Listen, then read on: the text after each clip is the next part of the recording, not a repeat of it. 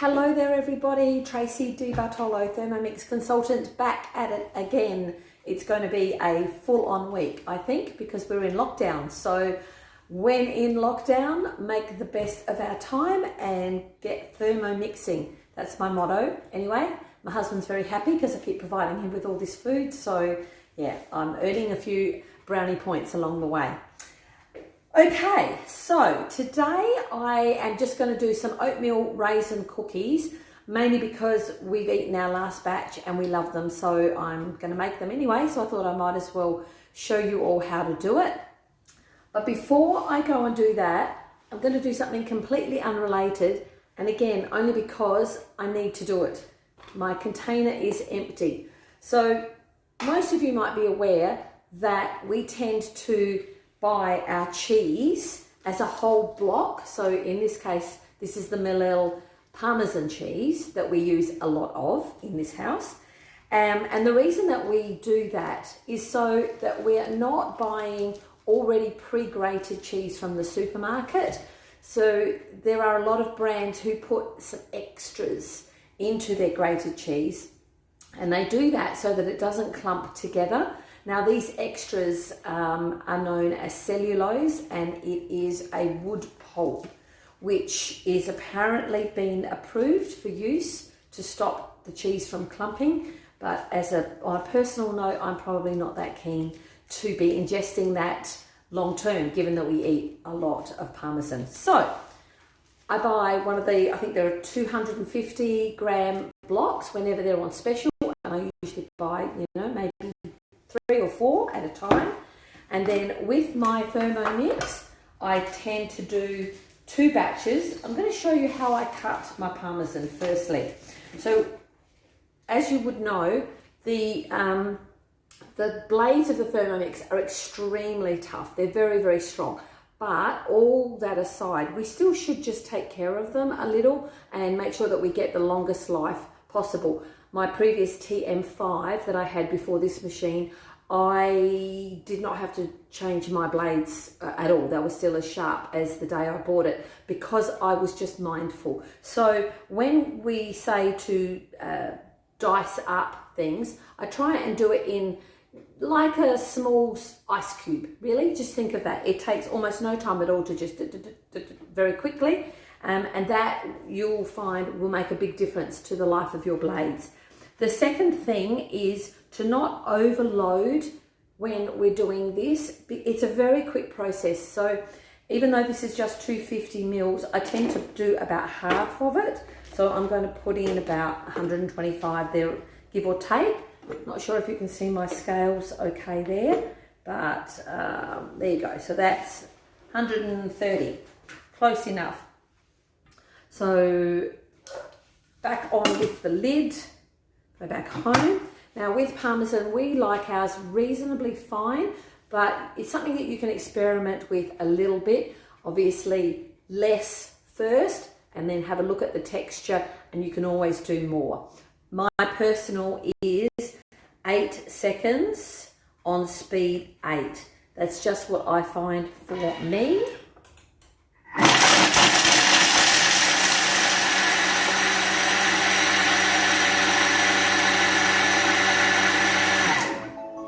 Okay, so 8 seconds is pretty darn quick. I can remember the days of having I don't even know if you all know what I'm talking about, but they had like a long handle and a round cylinder, and you put the cylinder in and put the cheese in and then went like this. That's how we used to do it. And it would take you, you'd spend 15 minutes or so grating the cheese. There we are, grated cheese. And I always have a container in the fridge with my Parmesan ready to go, and pretty much I find that one of these fits into this little decor container. I'm just going to quickly do the rest, only because I have to do it anyway, so please just bear with me while I spend another 8 seconds on doing this little task before we head off and do it.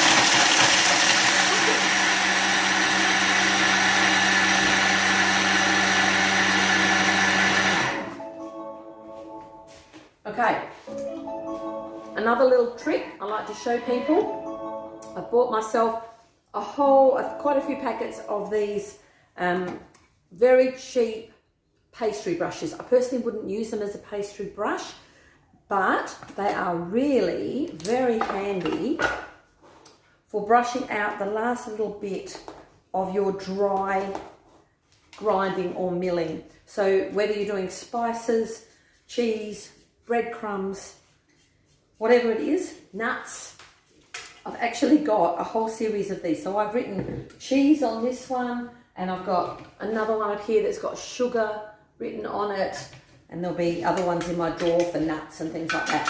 So just a little tip, because you can see you can get quite a bit extra out of your bowl. If there is anybody out there right at the moment, because I can't really see you, just give me a thumbs up or a smiley face. A smiley face might be nice. Or anything you want. Even write a comment, say hi to me, because, you know, it's a bit lonely in lockdown. So it's kind of nice to know that there's some people out there. All right, that's it. That's my cheese done. It'll probably last us about a week, depending what I cook. So, sorry, but I just wanted to do that before I did the cookies. Okay. Cookies. So a little bit of a word about cookie dough. For those of you who have a TM6 and maybe even a TM5, if you have cookie dough, there's been a bit of a new innovation that happened a few months ago. Some of you I know are already doing it, but some of you might have missed that announcement. So you might recall that when you, the default for cookie dough has always been Australia.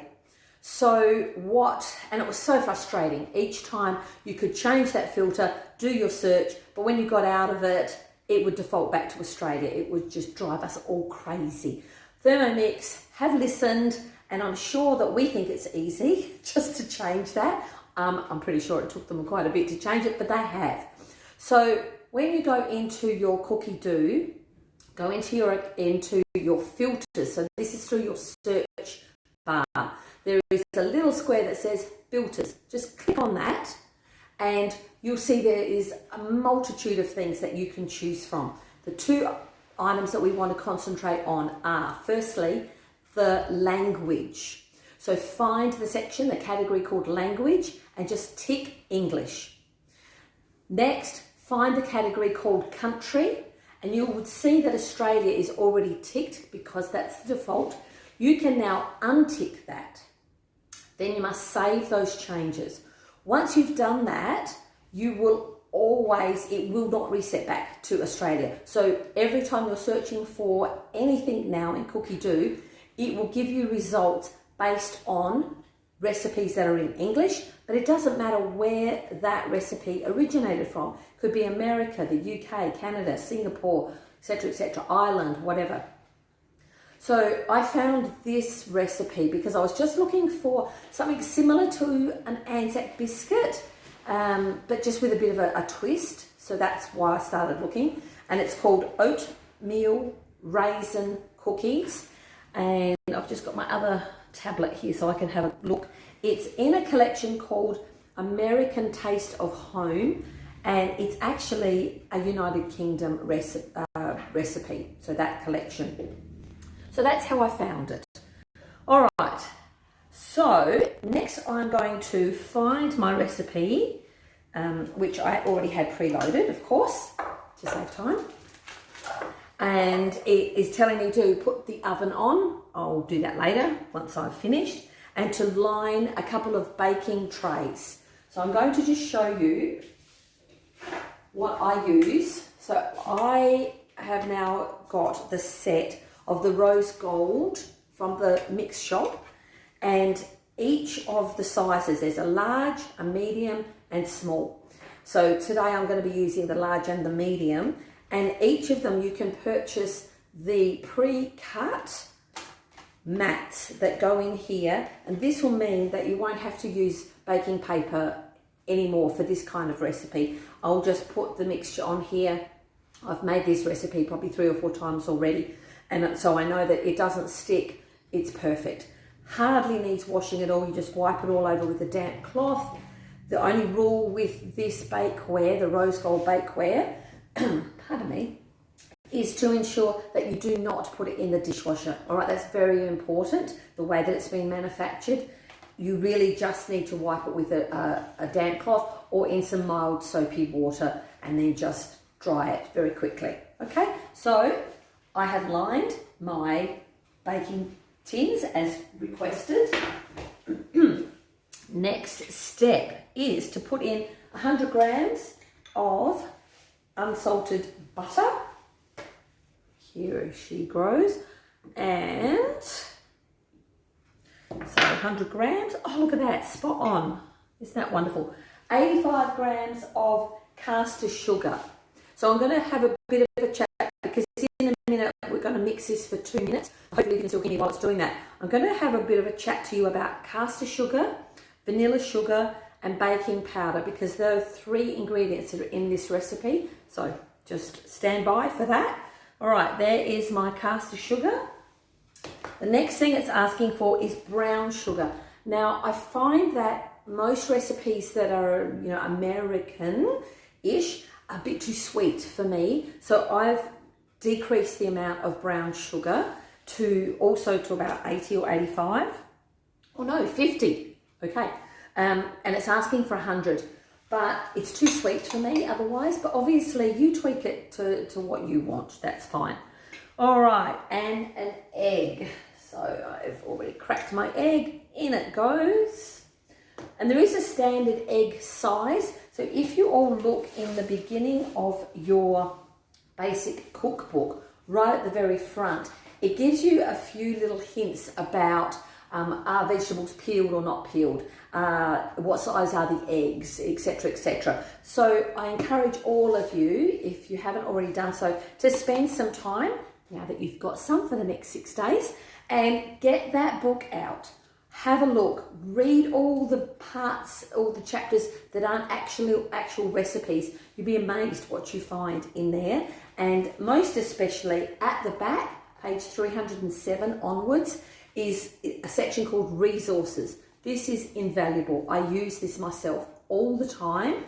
And if you find that you're going to it a lot and you're just to look at how long do you grate something for it, how long do you mill something for, etc., what speed. I have taken my favourites and I've put them on this laminated little piece of paper, so I can just write it in text. It's permanent and it just sits in the drawer under my Thermomixes, and that way I can just quickly open the drawer, have a quick look. All right, so just a few little hints there. All right, egg, and now we're going to put in, it says either vanilla sugar or vanilla essence. I'm going to admit that I have not made vanilla sugar yet, so I'm going to put my vanilla essence in, just the Queen, very good, reliable brand, and easily accessible here. Lid on. All right, so this is where we're going to put it on speed 3 for 2 minutes. So while this is doing that, I'm hoping that you can still hear me over the noise of the machine. All right, so as I said, caster sugar, which is in this recipe, I never ever buy caster sugar anymore, and apologies to all of you out there who've already heard me go on about this. Please just buy one type of sugar. Now whether that's white sugar or maybe it's raw sugar if you prefer it, because you can mill your own caster sugar and your own icing sugar. It's in the back of the book here in your basic cookbook for icing sugar. For caster sugar, strangely enough, it's not written in the book, but I can tell you that this is what I do. I put 200 grams of your sugar of choice, so that's white or raw generally. Then I mill it for 6 seconds on speed 7. And what I then do, I just put it into a little container that says caster sugar on it, and I just always make sure that I've got some on hand. So like all recipes that we cook, whether you're doing it in a Thermomix or just normal traditional cooking, we tend to get into the habit of looking at the recipe, making sure we've got all those ingredients. Thermomix is no different. So when I go down the list, caster sugar, I have a look, And what I actually did before I started this recipe, I did a batch of caster sugar so that I had enough for the recipe plus some left over for later. So just get into the habit of having a look. The other thing that you can make, and the recipe is in your basic cookbook and in Cookie Do, is baking powder. It's such a simple recipe to do, and it means that if you run out, you can quickly whip some up for yourself. But again, I just make up a little container and have it on hand. And then, as I mentioned, it is vanilla sugar. Now, vanilla sugar, you need to actually get the vanilla pods. So I guess if you come across the vanilla pods and you know they're on special or something like that, grab them and you can make yourself some of the vanilla sugar, and you use that as per the recipe in place of the vanilla essence. Okay? All right, so that's good. That's filled that little 2 minutes in. All right, next. Now we are going to add 140 of plain flour. So here is my plain flour. Now, the reason why I even started looking for a recipe which like to make cookies, the reason was because at the end of summer, so back earlier in the year, I make up my own muesli mix. So I just use rolled oats, not toasted, rolled oats, and I put in all the things that I like. So I might put in cranberries and sultanas, a few raisins. I put in the little pumpkin seeds, and you can't probably see that because it's really little, isn't it? Look at that. But there is a company in Victoria that we went to visit. It's near Bright, and they actually are the only manufacturer or supplier, if you like, of these Australian grown pumpkin seeds. I was blown away about that. That all of the pumpkin seeds that we get from our supermarkets all come from another overseas country, which I won't name. But these, yes, they're more expensive, but you honestly don't use that many of them. You might use a tablespoon here or there. So they go in there. I have a little bit of the coconut, shredded sort of coconut. You probably can't see this very well. And whatever else takes your fancy. So I made up a whole big batch, okay? And then I forgot to eat it. So I thought to myself, let's look for a recipe that I can use this up in so it won't go to waste, because it will go stale after a time. All right, so long-winded explanation.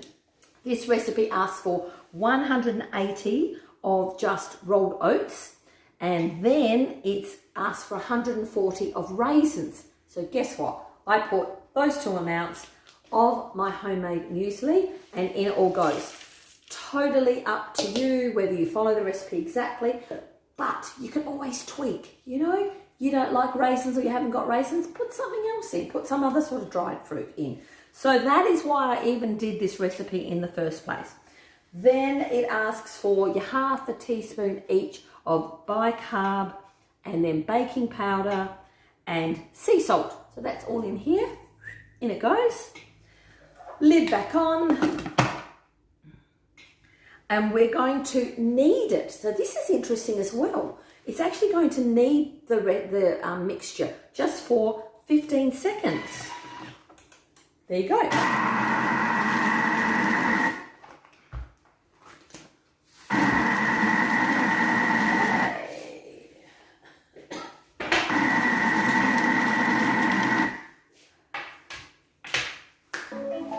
All right, so 15 seconds kneading.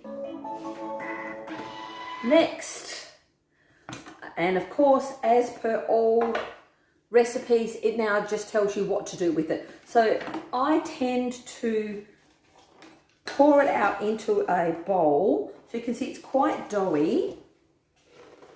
And I'll just get that out. I'll get the rest of that out soon. And then just with a tablespoon, a little round tablespoon, I actually just get the tablespoon, put that there. It's all right, guys. I'm just trying to make sure you can see what I'm doing. How's that? Did I see that that was someone? Susan from New Zealand. Hello, how are you? How nice to see you again. Okay, so I just get a little spoonful like that. Totally up to you how much or how big you want to make these cookies. I find that this is just nice. Then I don't feel bad if I have 2 or 3 because they're only small. And the recipe says to place them about, I think it's 5 centimeters apart. Yep, 5 centimeters apart. So honestly, guys, that's it. That's all there is. I will not make you watch me put out all of these, but I'll continue to do that. And then once I've got the baking trays already, I tend to just put 1 baking tray in at a time so that they get cooked evenly rather than stack them. I think it actually even says that. And you just cook it for 10 to 12 minutes at 180 degrees, then bring them out, leave them on the pan for a little bit just to cool because they're obviously a bit soft when they first come out, and then just put them onto a wire rack to cool down. That is it. It's as easy as that. So really, how long did that take? 15 seconds, really? Or maybe, oh no, 2 minutes and 15 seconds. There you go. So I will cook them, I'll eat a few, and I'll probably try and remember to take a photo and put it up on my Facebook so that you can see what they look like, the finished product. Okay, I will love and leave you right now. I might be back later this afternoon, depending if I cook something exciting for dinner and want to share it with you. Otherwise, if not, take care, and I will see you, I'm pretty sure, tomorrow at some time. Okay, bye all.